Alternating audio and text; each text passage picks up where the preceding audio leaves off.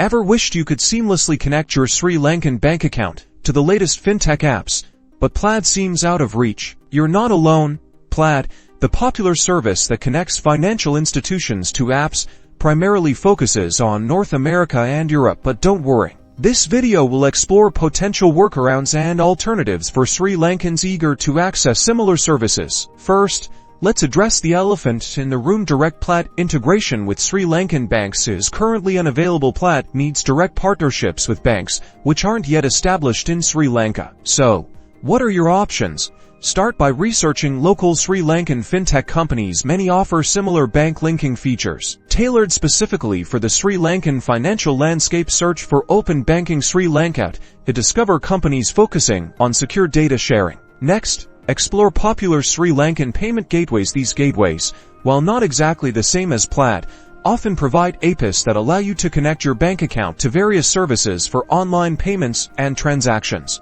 Before connecting your bank account to any platform, thoroughly review their security protocols and privacy policies. Ensure they use encryption and have a strong track record of protecting user data. Look for certifications like PCI-DSS, which indicates a commitment to secure handling of financial information. Understanding how your data is handled is crucial.